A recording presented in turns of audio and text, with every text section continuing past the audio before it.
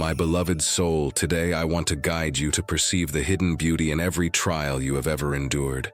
Have you looked back at the deserts of your life, at the long, dark nights of your spirit, and questioned where I was? I saw you. I witnessed your heart crying out in a silence no human ear could detect. I saw your tears, not just those streaming down your face, but those flooding your core. The tears of loneliness, confusion, and dread. You felt like a leaf caught in the wind, directionless, like a ship adrift on an endless ocean. And amidst that darkness, doubt, like a cold mist, tried to seep into your heart, whispering the oldest and most painful falsehood of all, that I had forsaken you, that my pledges were empty, that you were and always would be alone. Today I came to light a beacon in that mist. I am here to tell you, with the authority of one who never breaks a commitment, that your perception, though real to you, was not my actual state. What I will share next can redefine your course, because the truth I want to seal in your heart today is this: I never abandoned you, not for a single breath, not for a single blink. In fact, it was precisely in those dark days when you felt most deserted that I was closest, supporting you with a might you couldn't see, fighting battles for you that you couldn't hear, and working for your benefit in ways you couldn't grasp. What you felt as my absence was, in reality, my presence in its most intense and protective form. Before we continue, state this word of conviction in the comments. God is with me in every step I take. This is your first action to align your perception with my eternal truth. Now take a deep breath. Allow my truth to start rewriting your history, not by changing the events, but by showing you the golden thread of my affection that wove them together. My daughter, pay attention now, because your intellect needs to understand the reason for my apparent quiet so that your spirit can mend. Why, Father? You ask. If you were present, why didn't you speak? Why didn't you rescue me? Oh, my dear one, your question is that of a child who doesn't grasp why a parent releases their hand so the child can learn to walk. The parent doesn't abandon them. He walks alongside, arms extended, prepared to catch the fall, but he knows that for the child to build inner strength, they must experience imbalance. They must take their own tentative steps. Your season of darkness was your spiritual training ground. When you were in the days of sunshine, your belief relied on my visible miracles, my audible answers, my tangible feelings. It was a beautiful belief, but dependent. But I designed you for a much stronger conviction, a belief that can move in the dark, not because it sees the way, but because it trusts the hand of the guide. My stillness was the setting I permitted so you would stop seeking me with your senses and start finding me with your spirit. It was in the absence of external replies that you were compelled to dive deep inside yourself and discover that I was already dwelling there.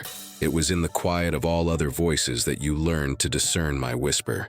I was promoting you from a child's belief to a mature daughter's trust, a conviction that values me for who I am, not just for what I do. I was teaching you to draw your might from my character, not from my displays. And this strength cannot be shaken by any storm. Your darkness was not punishment. It was your most advanced education. It was where you were shaped into the resilient woman you are today. There is an essential truth you must grasp before proceeding. I would never test you beyond your capacity, and in every moment of weakness, my power was present, like an unseen wind, holding you upright even when you felt you were about to collapse. Now, before we advance, post this in the comments. I place my trust in the Lord. By doing so, you reinforce your belief and share hope with others needing to sense my presence to call out. It is your declaration that you trust the methods of your heavenly trainer. If this message resonated, please support this effort by clicking thanks and help circulate words of guidance, encouragement, and inspiration to many lives. Your suffering was not in vain. It was your forging. My precious soul, even if you did not sense me, my hand never ceased its operation. You saw the storm, but you didn't see the anchor I had dropped into the depths, securing your vessel. You felt the heat, but you didn't see that I was with you in the furnace, ensuring the flames only consumed your bonds, not your core being. Let me point out the signs of my presence that your anguish prevented you from seeing. Do you recall that inexplicable reserve of power that helped you get out of bed one morning when your spirit felt impossibly heavy?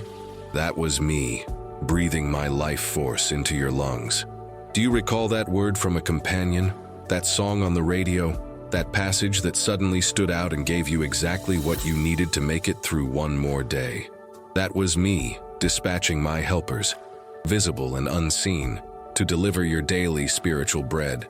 Do you recall that doorway that shut, that opportunity that didn't work out, causing you so much distress at the time? That was me, using my foresight, protecting you from a path that would have led to greater hurt. My no was my highest act of defense, even though it felt like a rejection. And the small moments of happiness, the sunset that captured your attention for an instant, the laughter of a child that pierced your sadness momentarily, the taste of a meal that for a second brought you back to the present. That was me, scattering crumbs of beauty on your path, reminders that goodness still existed, that I had not forgotten you. You were so focused on the immensity of your night that you failed to notice the stars I painted across your dark sky. What I will reveal next can redefine your path. Your survival was not an accident. It wasn't the result of your own strength or good fortune. Your survival was a continuous miracle, coordinated by me every second of your darkest days. You are here today not because you were strong, but because I remained faithful. I, your God, am sending you a distinct sign. The confirmation you anticipate rests in this scripture, Psalm 121:8, which states, "The Lord will guard your coming and going both now and forevermore." Post in the comments, "I receive this message and am blessed," and send warmth and protection to someone you care for, affirming that the Lord is watching over every step they take. If this message resonated, show your backing with a thanks and help circulate this message of light. Before we proceed, let me guide you toward something I prepared to further strengthen your belief. If you feel a need for inner healing, spiritual reconnection, purpose, and success aligned with my heart, a 31-day experience awaits you. Each day was created for me to communicate more deeply with you. If you wish to follow this route, the link is in the description and the first pinned comment. Now, let's continue. If you haven't subscribed yet, do so now to keep receiving messages of light. Your history is not a story of being left behind. It is a tapestry of my sustaining provision. My blessed soul, your passage through the gloom did more than prove my faithfulness. It produced an invaluable treasure within you. The woman who emerged from the valley is not the same one who entered, and the transformation you underwent is the true success. Your darkness gifted you with new empathy. Because you knew the depth of your own pain, your heart now possesses a capacity to connect with others' hurts that it lacked before. You no longer offer easy answers or quick judgments. You offer the sacred gift of your presence, your empathetic quietude. Your suffering made you a healer. Your darkness granted you new might, not the loud might of pride, but the quiet might of resilience. You learned that you can be wounded and still endure. You learned that your source of power is not in your external conditions, but in your connection with me. This calm strength is an anchor that will keep you steady in any future squall. You are no longer easily swayed. Your darkness gave you new humility. It stripped you of self-reliance. It brought you to the end of yourself, and it was there that you found me in a newer, more potent way. You learned that true strength is not in never needing help, but in knowing when and how to ask for it. This humility made you teachable, dependent, and incredibly mighty in my kingdom. For it is to the humble that I give my favor, and your darkness gave you new authority. Because you faced your own doubt and overcame it through belief, you now carry a spiritual leverage you didn't possess before. When you speak of hope, your words carry weight. When you petition for freedom, the heavens respond. You no longer speak from theory, but from a tested experience of triumph. Your story of making it through is now your credential. Post in the comments a list of people, including yourself, whom you wish to accept. Picture each one, send them warmth, and say, "I accept you and set you free. May peace be with you." Feel the lightness and liberty acceptance brings. Repeat this practice daily to build inner calm and release anxiety. By doing this, you are honoring your forging process and taking ownership of the treasures it produced within you. Do not mourn your years in the shadows. They were your intense training, and you have graduated with distinction. My precious soul, your perspective of your own history is being mended today. I call you to stop viewing those dark times as wasted, as a chapter to be forgotten. Instead, see them as the very core of your story of redemption. They are not your shame. They are your glory. They are the undeniable proof of my faithfulness and your endurance. Your marks are not signs of damage, but tattoos of victory. They tell a story that you were wounded but not destroyed, that you questioned but did not abandon belief, that you faced the darkness, but were not consumed by it. They are your declaration, more compelling than any words you could utter. I invite you to change your narration. When you recall that time, no longer say, "That was the worst time of my life when God was silent." Start saying, "That was the time I grew the most, when I learned to locate God in the quiet." This shift in perspective is not a denial of your suffering. It is claiming your authority. It is you refusing to be a casualty of your past and positioning yourself as the heroine of your own story, co-authored with me.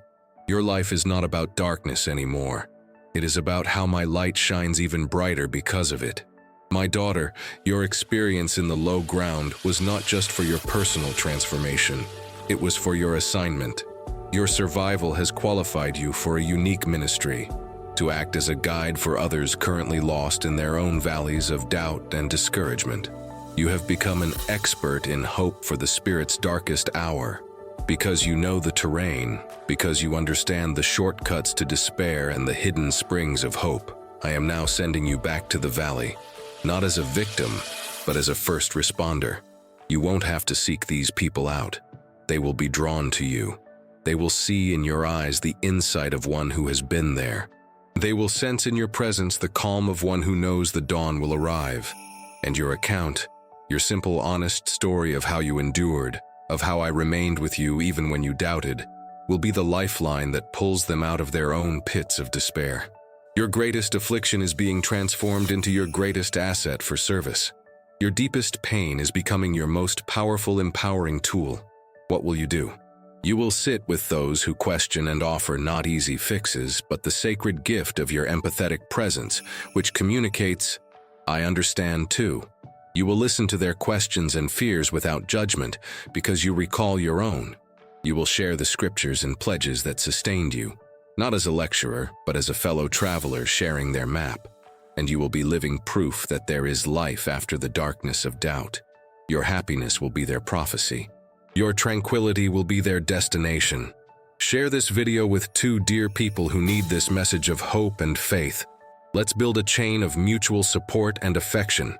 Post a comment with a prayer of faith and hope. A simple, "Lord, use my story of overcoming doubt to impart hope to those who are lost," is your acceptance of this sacred commission. I did not let a single one of your tears go to waste, nor a single night of sleeplessness. And now, I am turning them into a river of healing that will flow through you to touch and restore many lives. My precious soul, how do you live now, in the light of this insight? Your life transforms. You will no longer dread the dark valleys. You have been there and know that I was there with you. The seasons of quietude will no longer stop you with the same terror, because you know they signify not absence, but preparation. You will move forward with a serene confidence. A confidence not based on the absence of troubles, but on the guaranteed presence of your shepherd. This conviction will give you a stability the world cannot comprehend or shake, and you will live with a new sense of mission. Your life will no longer be solely about pursuing your own contentment. It will be about sharing the hope you discovered. This calling will give new meaning and urgency to your days. You will awaken each morning not just to endure, but to serve, to love, to be a light. And how do you maintain this new perspective? Your daily routine is remembering and appreciating. Every day, recall where I brought you from. Remember my faithfulness in the low ground. Build memorials in your spirit. When a new difficulty arises, return to those memorials and tell your soul, "The one who was with me then is with me now. And if he delivered me before, he will deliver me again." And be thankful. Be grateful for the darkness that made you strong. Be thankful for the marks that tell your story. Be thankful for the empathy born from your affliction. Appreciation is what transforms the poison of the past into the sweetness of the present. It seals your healing and keeps you in a posture of humility and power. What I want you to begin practicing is seeing your life, from today onward, as a living testament. Every breath you take is a declaration of my redeeming goodness. Every smile you offer is an act of defiance against the gloom. You are no longer a prisoner of your history. You are an ambassador of your redemption. My beloved soul, we have reached the end of our journey through memory. And I hope you now see that I was never absent. I was present in every tear, every fear, every silent appeal. I was working, strengthening, sheltering, and preparing you. Your dark days were not a detour. They were the path to your deepest transformation and your highest calling. Your story is not one of desertion, but the greatest love story ever told. The account of a God who refuses to leave his daughter alone in the dark, who sits with her in the dust and ashes, and who at the perfect moment uses that very darkness to shape in her a beauty and strength that constant sunshine could never produce. Your night is over. The sun of my righteousness has risen over you, bringing healing on its rays, and the light you now carry is not your own, it is mine, and it is bright enough to illuminate the way for many. Go now, and stop doubting. Because you know that even in doubt, and especially in doubt, I am with you, and my presence is your everlasting truth. If this message resonated with you and your situation, write in the comments, I walk in the certainty of your constant presence. Your words strengthen your belief and also light the way for others who need this guidance. Share your experiences in the comments. And before we conclude, I need to guide you to something I prepared especially for you. I have seen your quest for inner healing, spiritual reconnection, a new purpose, and prosperity coming from my hands. None of this is accidental. When your heart cries out, I open paths. Therefore, through this channel, I have set before you a guided 31-day experience, a process where daily I can speak more deeply to your spirit. This is not just a guide. It is a path of restoration, alignment, and development, created to fortify your belief, renew your hope, and open doors you couldn't have conceived of. If you feel this call, access the link in the description and the first pinned comment on this video. Begin this course of healing, reconnection, purpose, and success today. I will be with you on every page, guiding your steps and illuminating your way. If this message touched your heart, like this video and subscribe to keep receiving my word. Thank you for being here, and I will see you in the next video.